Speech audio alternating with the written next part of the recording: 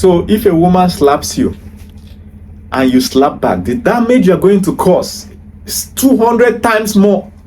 Many men have not received the memo. That's why they have had their career, their images, and everything about them destroyed, and even ended up in jail. Now, let me give you the memo. If you're a man, listen very carefully. If you're a woman, make sure you share this to your family group so that your parents and your brothers and the men around you will see. If a woman hits you as a man or attacks you as a man violently and you fight back, after the fight, people will say that you beat the woman, that you are always beating your wife, or you are always beating that you beat the woman. That's what people will say. Nobody's gonna care what really caused the fight. Nobody's gonna care that she attacked you first. Nobody's gonna care that she's the violent one. People will just conclude. Once a man and the woman is involved in a fight, people will conclude that the man is beating the woman. If she comes back tomorrow and attack you again, people will still make the same conclusion. See, even if there is video evidence, that's the one people think. You think because somebody else is there videoing it that people will side with you? No. People can still see clearly in the video that she hit you first. Even people standing there. Some people have done that social experiment. Even people standing there. A guy will go with a lady in a shopping mall and allow the lady to attack him. The lady is beating this guy is walking through the shopping mall. Everybody's staring. The moment the guy turns back and pretends like he wants to beat the lady, everybody will jump in. No, why are you beating her? Why you can't do that? This, that. You see 4 or 5 men gang up on the guy immediately. The lady that was doing the attack all the while, nobody's gonna touch her. It happens all the time. Let me tell you a short story.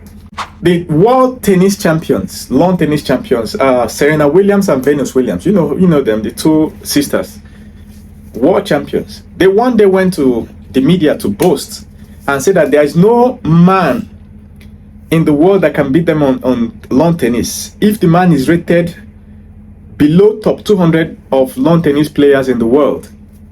So if you get all the male lawn tennis players, first 200, they are saying that if you remove the first 200, that anybody rated below that cannot beat them.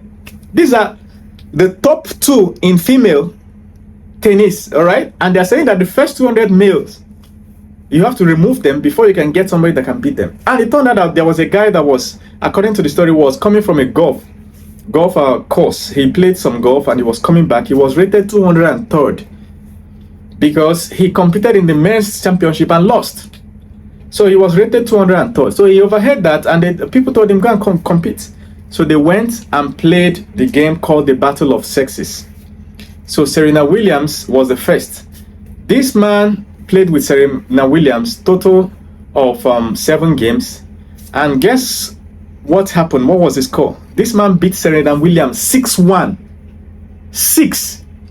And in the 6-1 he beat her 5-0 first before he conceded 1. After the match, the man said that he wasn't even playing as if he's competing. He was just having normal regular exercise, and he trashed Serena Williams.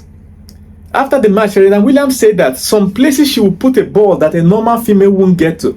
This man gets there easily and picks the ball and responds her. So Serena Williams' sister, Venus Williams, got angry and decided to avenge her sister. She stepped in. Remember that this man is already tired from playing golf, and also have played Serena Williams. And now this man, the same time, and still played her sister. Guess what the score was? 5-2. The man beat the sister 5-2. What does that tell you? It tells you that a man is built for creating maximum violence and destruction. That's the way nature made the human body, the man's body. Look at the upper chest. It's heavy. It can carry heavy load. That's why men's chests are big. You understand? Look at the shoulders. It's broad by nature. Even if you don't do exercise as a man, you are born with that structure. Your bone is more dense, which means when you punch, you can generate way more power. Look at boxing. Look at how much power some men generate in boxing.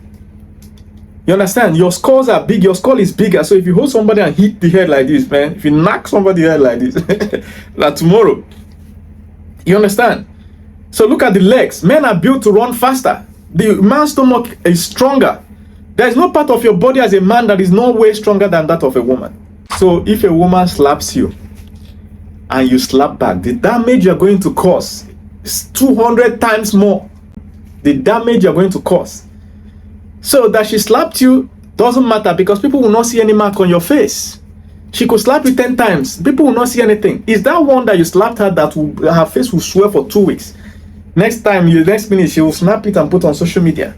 Most people you are hearing wife beater, is their wife that attacked them first. How many men will just come back from work and bring their wife and start beating? It's either physical attack or provocation, or she says something that you now want to exert anger. That small thing you're going to do is going to be huge.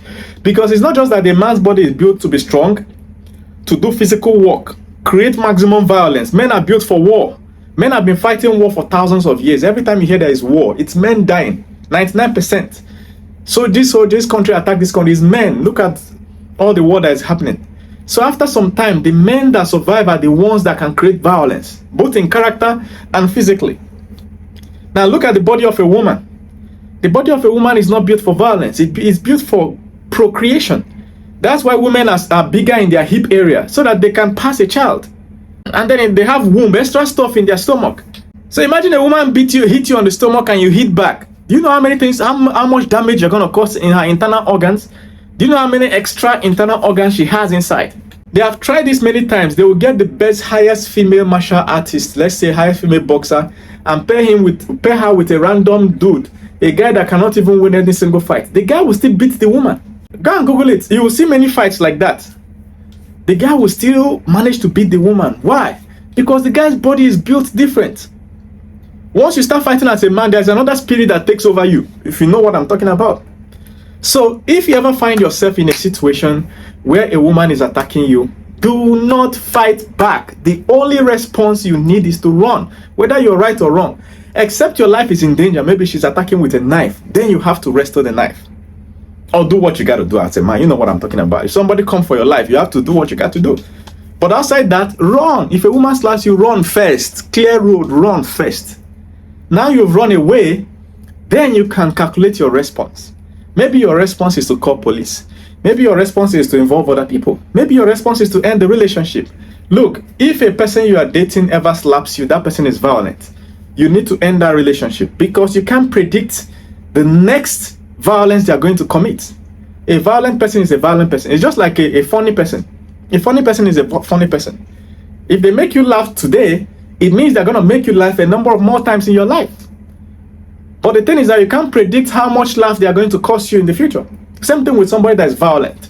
If a violent person attacks you, slaps you, pushes you violently, or even verbally threatens, if somebody says, I'll kill you, I'll poison you, I'll do this, if you do this, I'll do this, they are violent. You have to end the relationship. Many people have died that way in the relationship. You will just see, there was a Nigerian person, a guy that was dating a model in the US. I think it happened last year. There was a video of this lady beating him in the elevator. And the guy, because he's huge, the lady cannot physically hurt him. So he took it lying low, he took it lightly. Before we knew it, we heard that the lady killed him, probably in his sleep, stabbed him to death or something. Many people have died that way. Don't find yourself in that scenario. If somebody you are dating for any reason whatsoever exerts any form of violence on you, you have to end the relationship and run for your life because you don't know when they're coming with a knife next. That's the memo. You have to get that memo as a young man. Otherwise, one day a lady will push you, you will use your anger and push. She will fall into another country. Now you are in jail for assault. A normal person will not use violence as a resort. The violence will only come when their life is in danger. Normal people are everywhere. Violent people are few. So if you think that if you leave this person, you're not going to find somebody else, you will find somebody that will make your life last. You have to leave violent people. Violence is not something people wake up with. They have to grow in a toxic environment where they have seen that kind of violence. Maybe in the streets or something, or in a family that is always fighting. Family where one parent has killed the other, or one sibling has killed the other or something. They have to grow in that environment. For them to be able to exert that violence, it's part of them, it's their nature. It's going to always manifest itself. And guess who the victim is? You.